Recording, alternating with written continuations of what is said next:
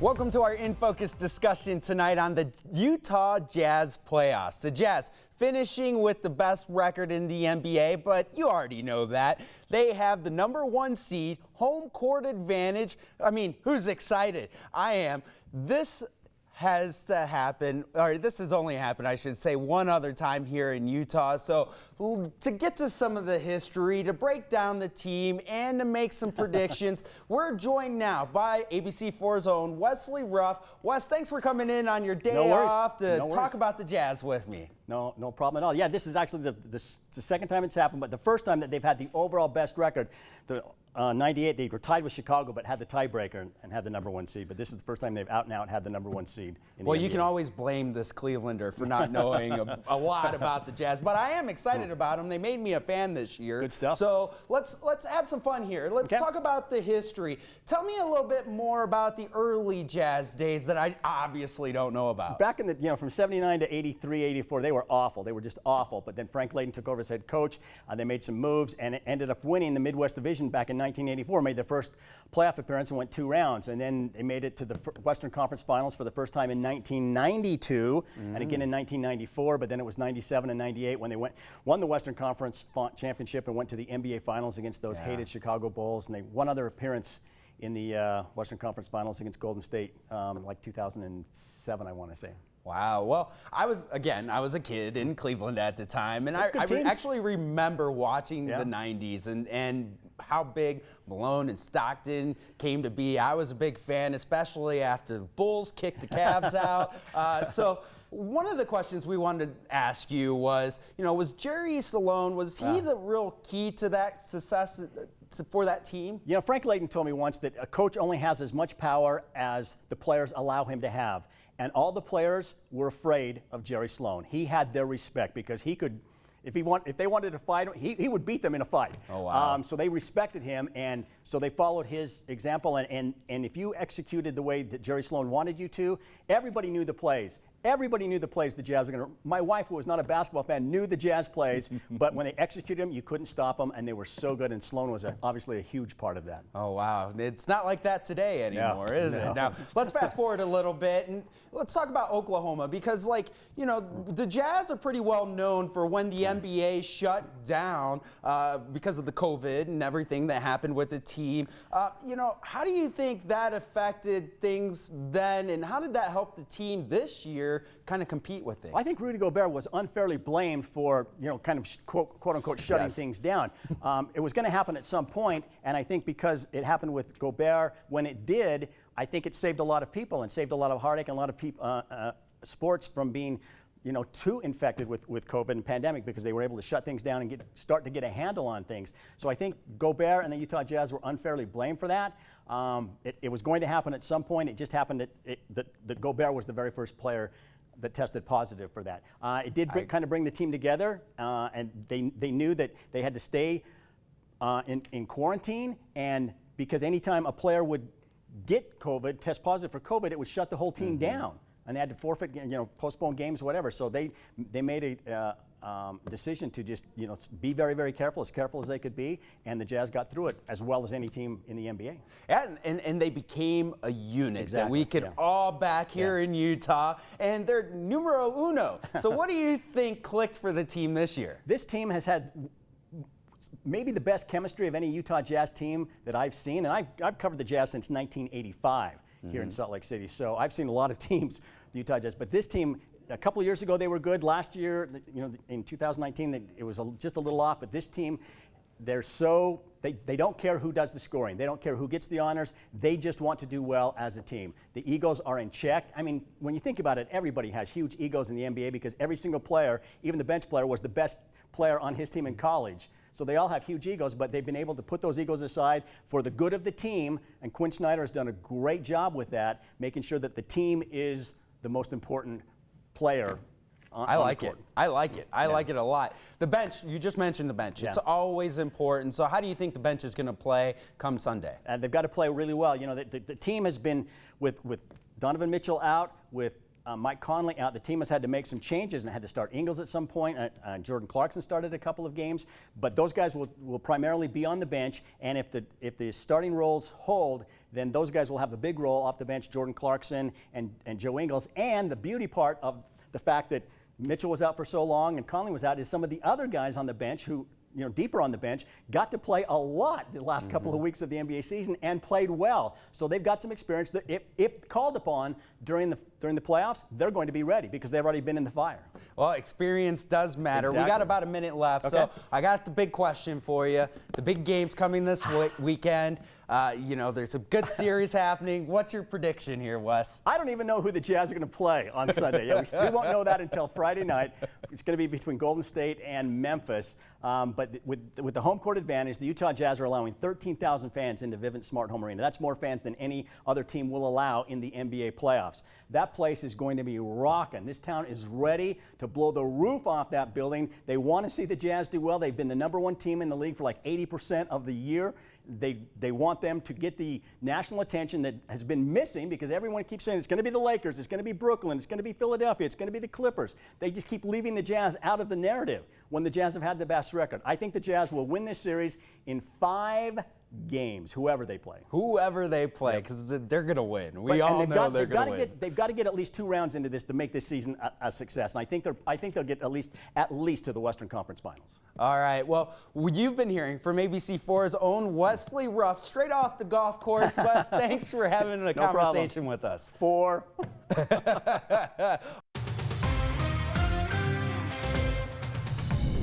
And welcome back tonight as we go in focus with our discussion on the Utah Jazz playoffs. As more people are vaccinated, the state restrictions are lifted, the Jazz is following suit and they're letting in 13,000 fans to watch the playoffs live. So what are the Jazz going to do? We want to know. Joining us right now via Zoom is Frank Zang. Frank is the Senior Vice President of Communications for the Utah Jazz and the Larry H. Miller Group.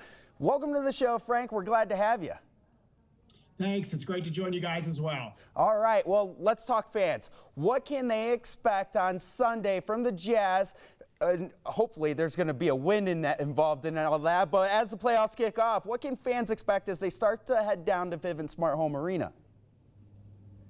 Well, we're looking forward to the start of the NBA playoffs. It's really been a remarkable season for the Jazz. The best record in the NBA, the #1 seeded team in the Western Conference, and the home court advantage. And that's what brings us to Vivint Arena on Sunday.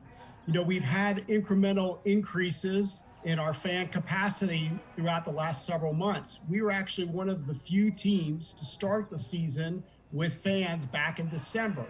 And at that point in time, it was about 10%. And as we get ready here for the playoffs, we're going to be about 70%. So 13,000 fans will be able to attend the Jazz game. Masks are mandatory, as well as the health screenings that are part of your tickets. Those are part of the standard NBA health and safety protocols for us to continue playing basketball indoors this season. So it's going to be a great atmosphere, and we really look forward to getting the playoffs started on Sunday. Frank, I got to ask you, because you got a good background there. Is that what the floor is going to look like come this weekend?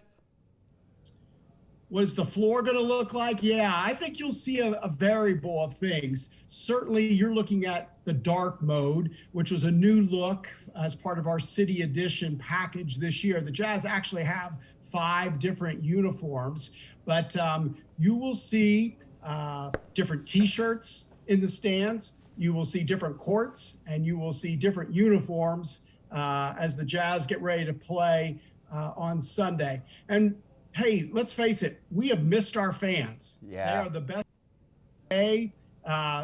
Vivint Arena is a perfect place for basketball because it was built for basketball and to watch games there. And we do believe it really does provide a home court advantage. Now, you will see teams throughout the NBA playoffs have as small as just a couple thousand people to, I believe the New York Knicks have announced that 15,000 people will be in Madison Square Garden.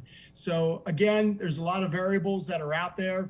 Health and safety protocols are different for each state. So we work with local health officials along with the NBA to determine the number of fans that could come to games. Well, Frank, you're getting to all my questions here before I could even ask them here. So let's talk about some other things here.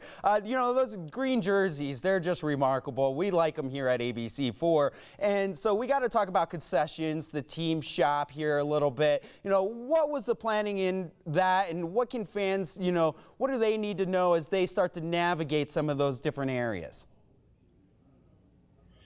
Well, a lot of those the protocols have remained the same in Vivint Arena throughout the season, and I think some of these things will stay with us long past COVID-19. Oh. And some of those examples are digital tickets and contactless entry, cashless transactions when you're buying concessions or you're buying a Donovan Mitchell jersey at the Utah Jazz team store. We do not allow bags and purses and clutches. That speeds up the entry into the arena.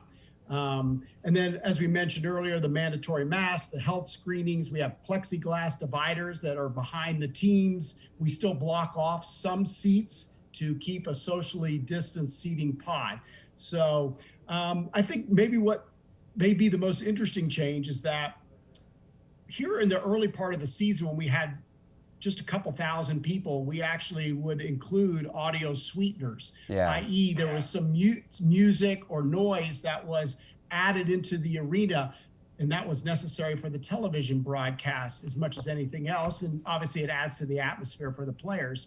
But as we go to 13,000 fans here for the first round of the playoffs, it's going to be the real deal. It's going to be the fans that are making the difference at Vivint Arena. Well, Frank, I want to, you know, throw up the ball here, and hopefully you can catch it here. I got a question for you. You know, the sensory room, it's kind of close to the vest for me. Is that going to be open for fans as they head in?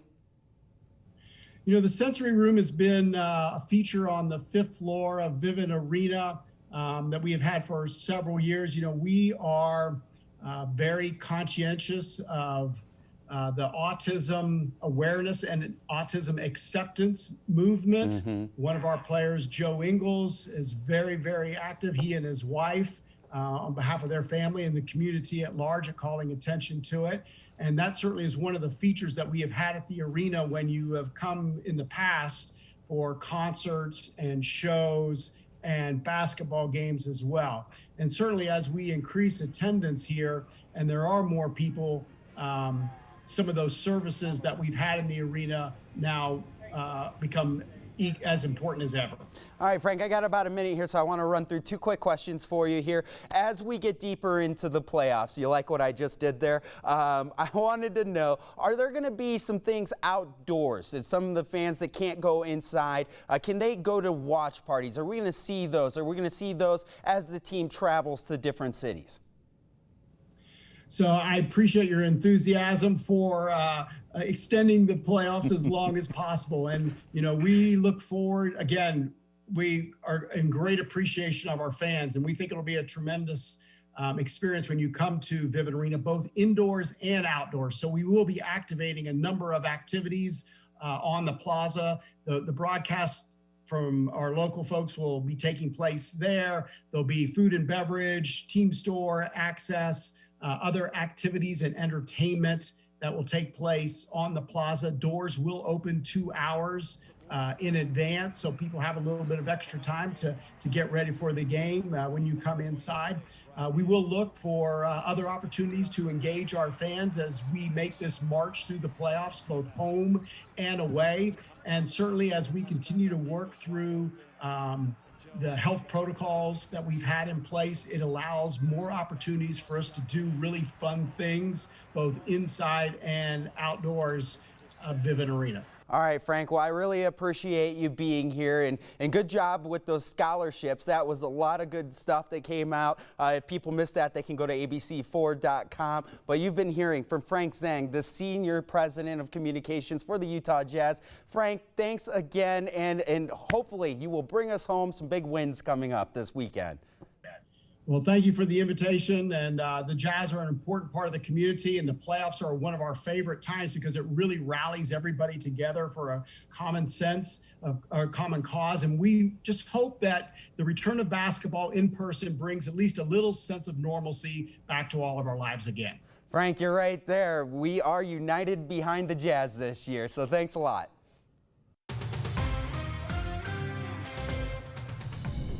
Welcome back to our In Focus discussion tonight on the Utah Jazz playoffs. There is an economic impact to the playoffs. More people are out at restaurants and clubs, and the hotel rooms, they're booked. So what's the impact for us here in the capital city? Joining me right now via Zoom is Andrew Wittenberg from the Salt Lake City Department of Economic Development. Andrew, welcome to the show. Hey, Jason, how you doing? Thanks for having me. I'm doing great, and I'm glad we're talking about the Jazz with you because this is going to be a big weekend with the playoffs coming to Salt Lake City. 13,000 fans are headed to the Vivint Smart Home Arena, and historically, we want to know what economic impact does the playoff games have here in Salt Lake City? Yeah, it's a really interesting time because it's something that you really can't anticipate as far as the economic impact goes. So when the Jazz make the playoffs, it's like an economic boon to the city and the region as a whole. We talk about somewhere in the neighborhood of at least $3 million in direct economic impact for each home playoff game. We're talking about concessions, ticket prices, merchandise sales, restaurants in the area near the gateway and the downtown urban core, hotels as well for out-of-town guests.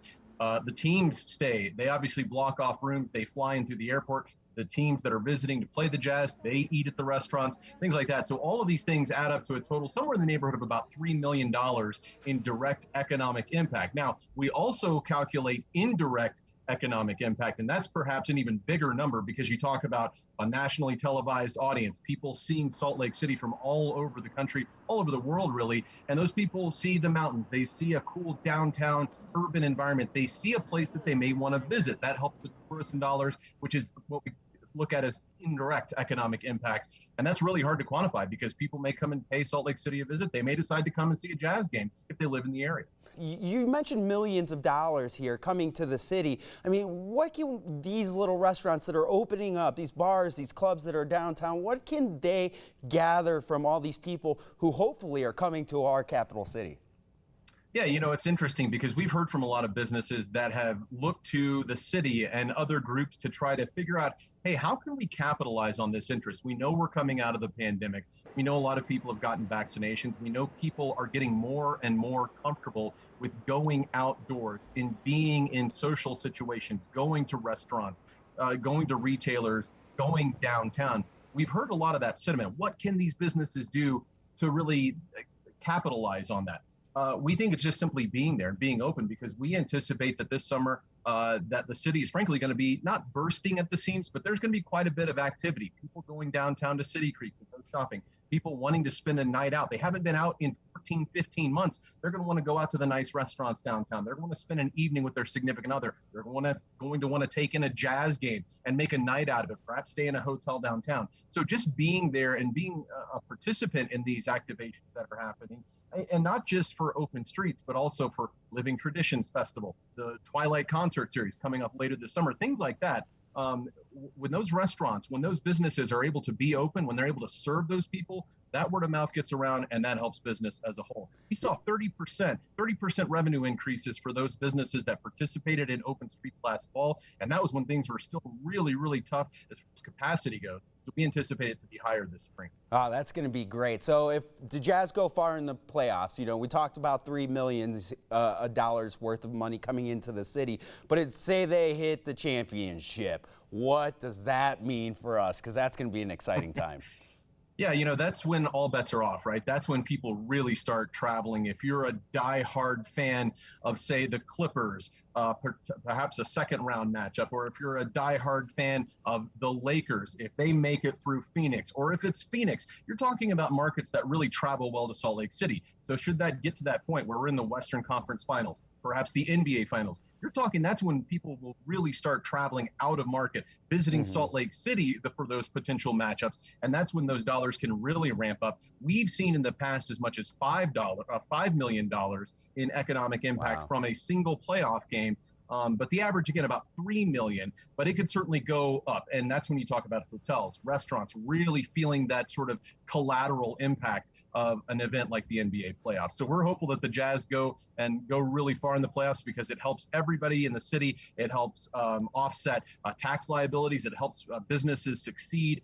And it certainly helps with the cool factor of being a Jazz fan, and the fans have something to root for. All right, well, let's talk about the cool factor here, Andrew. We've got about 30 seconds left. What's your prediction for the Jazz? I really like the Jazz to make it past the first round. I was watching the Golden State Lakers game last night, the Warriors-Lakers, and I really thought they were defensive-minded. But I think the Jazz have a really good opportunity to make a bunch of threes and really put the pressure on if it's the Warriors or Memphis in the first round. I really like that pressure against the Clippers, who could be a potential second-round matchup, or the Mavericks. I kind of like him, Jason. I kind of like him to go through 2 rounds. And then maybe we're talking Western Conference Finals. That's my prediction. Who knows? But I think we're in the finals. If I knew how it was going to be, I would be in your chair right now. So. Oh well, you have been in my chair, so it's all good. But hey, you've been hearing from Andrew Wittenberg. He's with the Salt Lake City Development of Economic Development. Andrew, thanks again for joining us tonight. All right, Jason, appreciate it, man. Good talking with you. All right, we'll talk soon.